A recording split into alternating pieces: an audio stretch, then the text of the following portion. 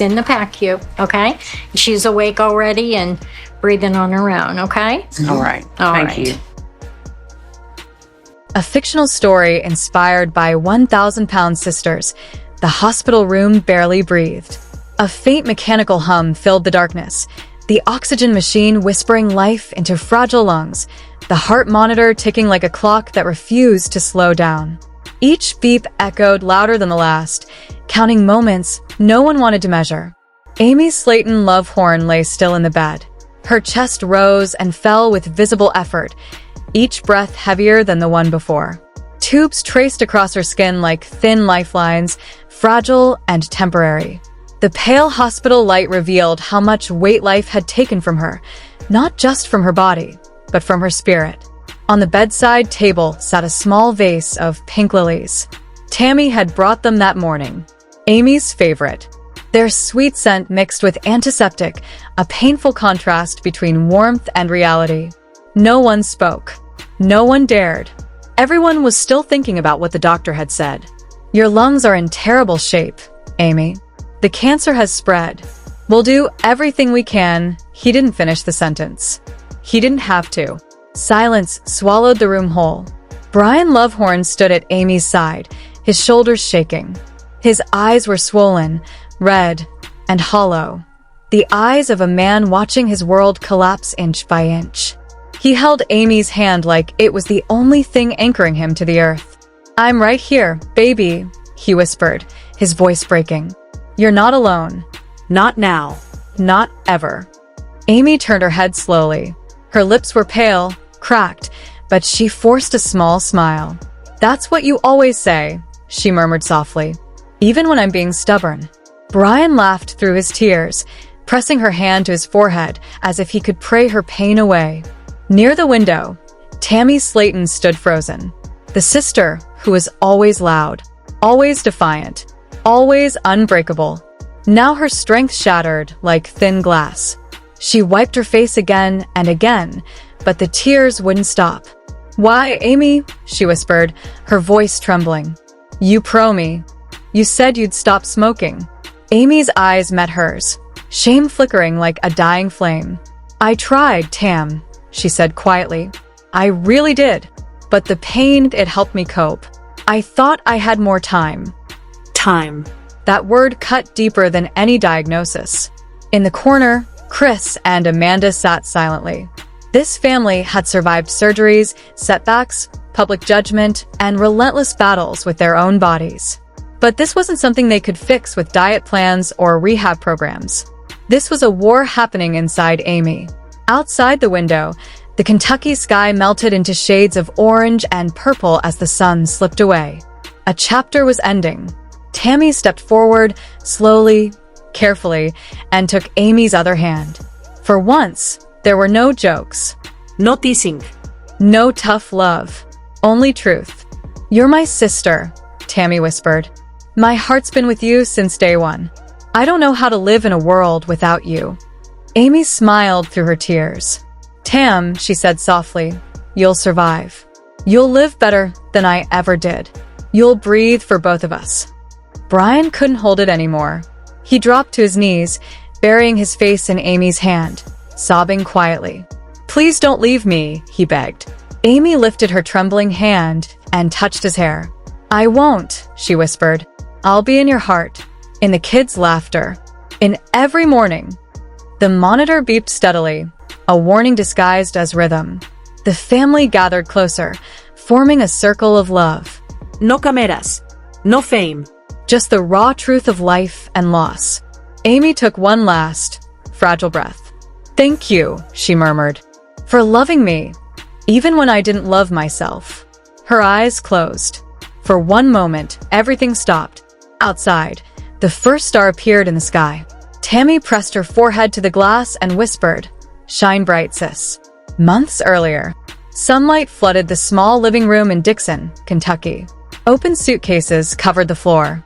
Clothes spilled out. Snacks everywhere. Baby toys tossed aside. Tammy and Amy Slaton were going. Their first trip abroad. Their biggest adventure yet. I'm gonna see the Royal Guards, Amy shouted, pacing excitedly. Tammy, have you packed yet? The plane leaves in less than 24 hours. Tammy reclined comfortably, scrolling her phone. I'm mentally packing, she smirked. Amy rolled her eyes. Mental packing doesn't count when your clothes are still in the dryer. They burst into laughter, the kind that had always filled their home. Loud. Messy. Loving. This trip was Tammy's reward. After years of struggle, she wanted to prove she could travel, live, and enjoy life. Do I need a coat?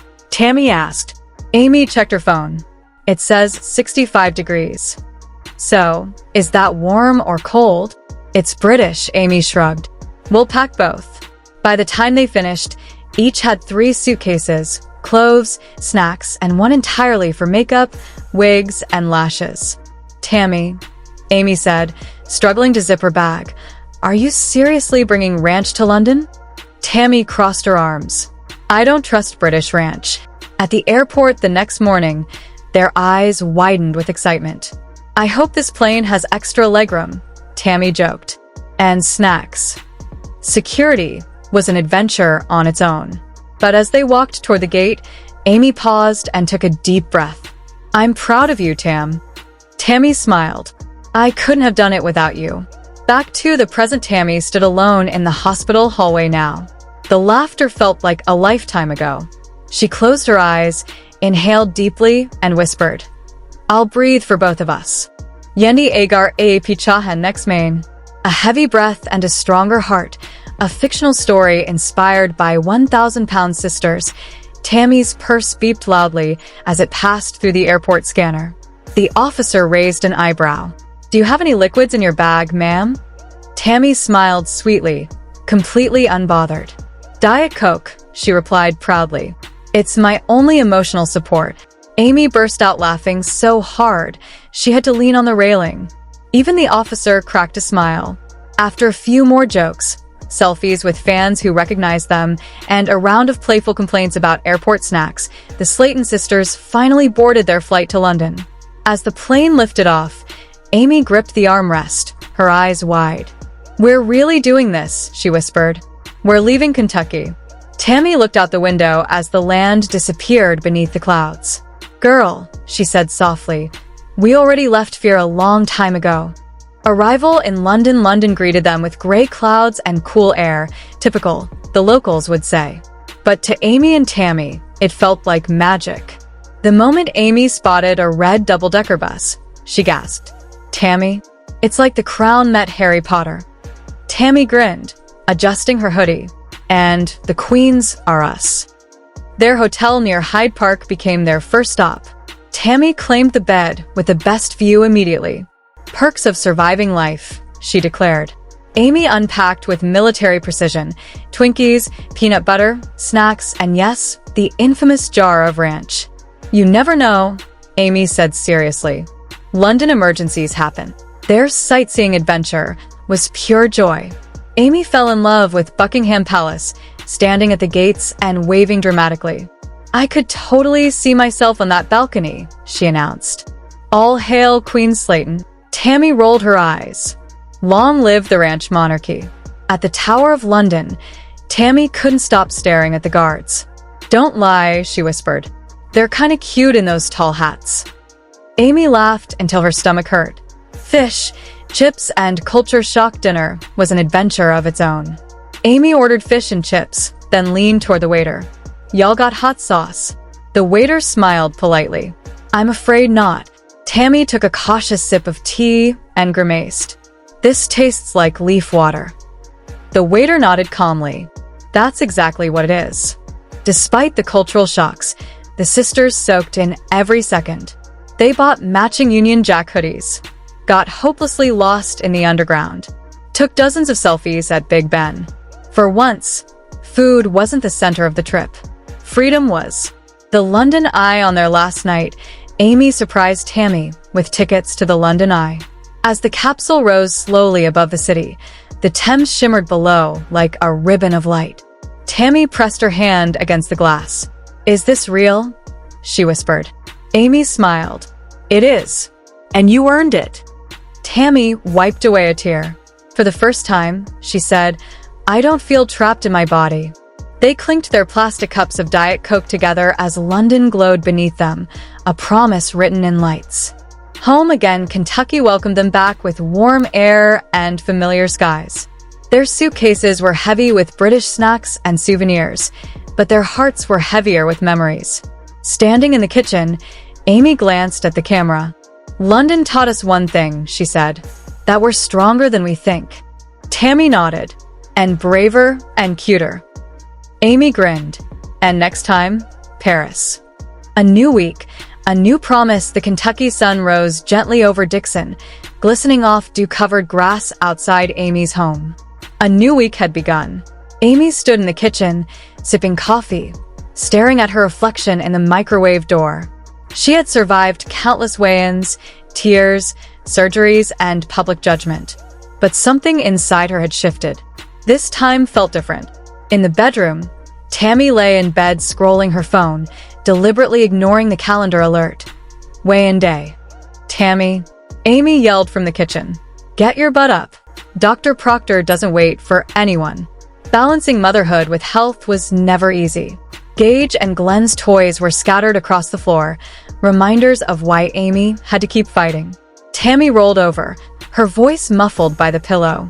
"I ain't going. What's the point? I'm just gonna disappoint everyone again." Amy walked in, hands on her hips. "You say that every time," she said firmly. "And every time, you prove yourself wrong." Tammy stared at the ceiling. Fear still lived there.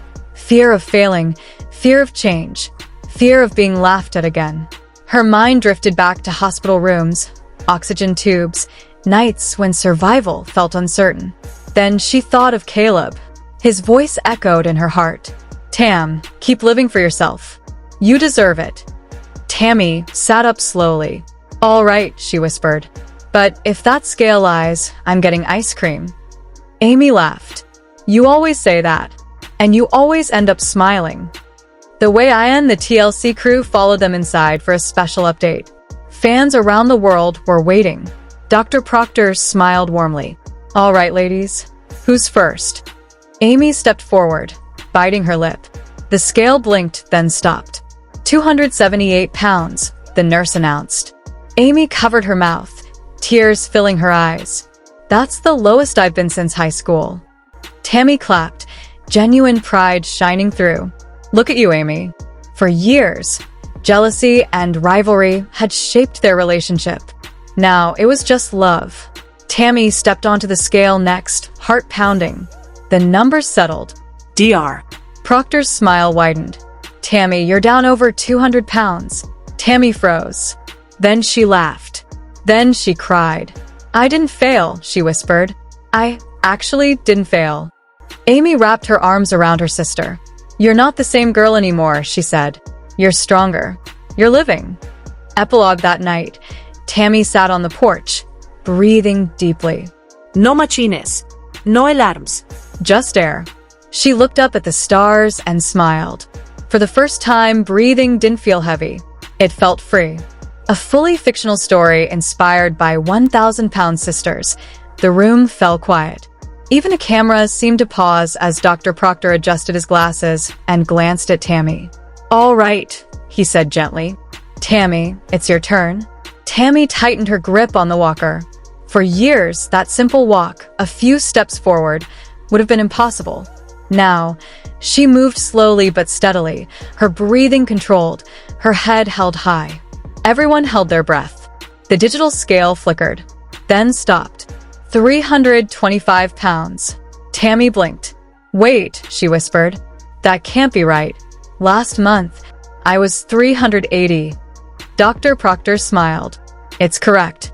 Tammy, you've lost 55 pounds in 1 month." The room erupted. Amy covered her mouth as tears spilled down her cheeks. "I told you," she whispered, pulling Tammy into a tight hug. "You're stronger than you think." Tammy cried openly, not from shame this time, but from pride. For the first time in her adult life, the number on the scale didn't feel like a sentence. It felt like freedom. A fully fictional story inspired by 1,000-pound sisters. The room fell quiet. Even a camera seemed to pause as Dr. Proctor adjusted his glasses and glanced at Tammy. All right, he said gently. Tammy, it's your turn. Tammy tightened her grip on the walker. For years, that simple walk, a few steps forward, would have been impossible. Now, she moved slowly but steadily, her breathing controlled, her head held high. Everyone held their breath. The digital scale flickered, then stopped. 325 pounds. Tammy blinked. Wait, she whispered. That can't be right. Last month, I was 380. Dr. Proctor smiled. It's correct. Tammy, you've lost 55 pounds in 1 month. The room erupted. Amy covered her mouth as tears spilled down her cheeks. I told you, she whispered, pulling Tammy into a tight hug. You're stronger than you think. Tammy cried openly, not from shame this time, but from pride. For the first time in her adult life, the number on the scale didn't feel like a sentence. It felt like freedom. The final scene weeks later, the sisters sat side by side on the porch, watching the Kentucky sun dip below the trees. Amy sipped her iced tea.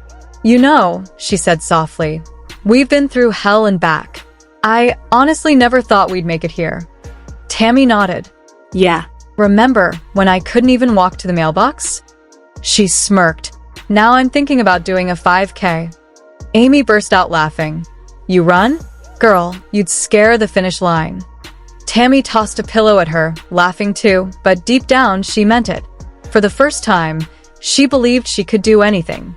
The journey wasn't over. It never would be. But the scale was no longer the center of their lives. Living was. The screen faded to black as the credits rolled. There is always hope, no matter how hopeless life feels. Amy's road to recovery 2 years earlier. Amy Slaton stood by the window of her small Kentucky home, golden sunlight pouring across the quiet neighborhood. She felt something unfamiliar. Peace. 2 years had passed since her gastric surgery. 2 years since the tears, the panic, the endless war with her body and her mind. Weight loss had never truly been the goal. Healing was. Healing from shame, from trauma, from using food as armor.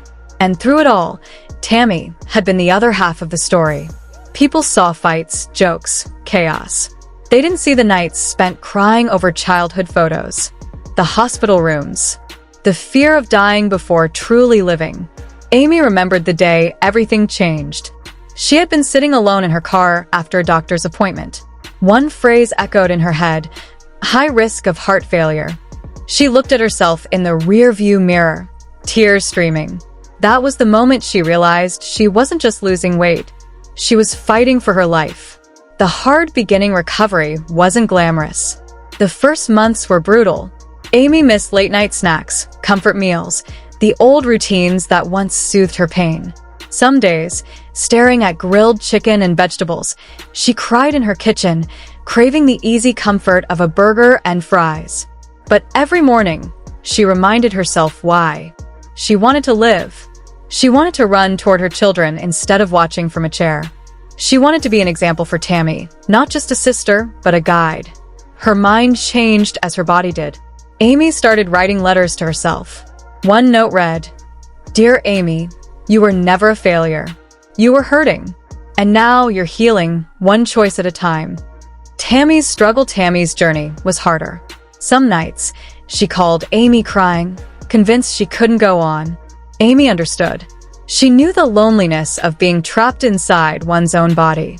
But she also knew Tammy's strength. One evening, Amy said softly, We've been through hell together, Tam. But there is light at the end of the tunnel. I found mine. You can find yours too. That night, Tammy agreed to enter rehabilitation. Every week, Amy visited, sometimes with flowers, sometimes with tears. Slowly, Tammy began to change. Not just physically, spiritually. They laughed again like they did as kids. They dreamed again. A new chapter months later, Amy stood on her porch holding her baby boy. She watched Tammy walk up the driveway, walking. Look at you, Amy cried. You're walking. They hugged, crying and laughing at once. We did it, Amy whispered. Tammy nodded. Yeah. We kept going. Amy looked up at the sky, clouds drifting lazily. This wasn't the end. Healing wasn't a destination. It was a choice made every single day. The intervention, but life tested them again. Late summer light bathed Dixon, Kentucky. Amy sat alone on her porch, hands shaking around a cup of cold coffee. The headlines were everywhere. Amy Slaton arrested on drug charges. She told herself it was a misunderstanding. But deep down, she knew the truth. She had been spiraling, trying to balance fame, motherhood, Tammy's recovery, and her own fragile self-worth. She had turned to drugs to numb the pain. 2 days after her release, Tammy left a voicemail. "Be home tomorrow at 3. We need to talk." Amy's heart sank. The confrontation the next afternoon, Amy opened the door and froze. Tammy sat in the living room with their mother, Chris, and 2 strangers. One held a clipboard, the other a camera bag. "We love you," Tammy said quietly, "but you need help." Amy's throat closed. "You call the cameras?" she snapped. "You're turning this into a show." Tammy shook her head. No. "This isn't for entertainment. This is for you." The woman with the clipboard introduced herself as Dr. Lindsay, an intervention specialist. The network had agreed to document Amy's recovery, not for drama, but for awareness and cover her treatment. Amy broke down. "I can't do this again," she sobbed. "I already fought one addiction." Tammy hugged her. "When everyone gave up on me," she whispered, "you didn't. Now it's my turn." The Path to Salvation Amy entered a recovery center near Nashville. The family kept the location secret. Detox was painful. She screamed. She cried. She tried to leave twice. Then her son Gage wrote a letter with his teacher's help. "Please get better, Mommy. We miss your smile." Everything changed. Over 6 weeks, Amy rebuilt herself. She spoke honestly about motherhood, fame, body image, and addiction. The cameras captured quiet moments, not chaos. For the first time, Amy felt human. Not a headline, not a meme, a mother, a woman. Home again. When Amy finally returned home, Tammy waited on the porch. "You look good," Tammy whispered, tears in her eyes. Amy smiled. Not perfectly, but genuinely. Final words: healing isn't perfection. It's progress. Amy and Tammy's story reminds us that change begins the moment we believe we deserve more. Disclaimer: this story is entirely fictional, created for storytelling and entertainment purposes only.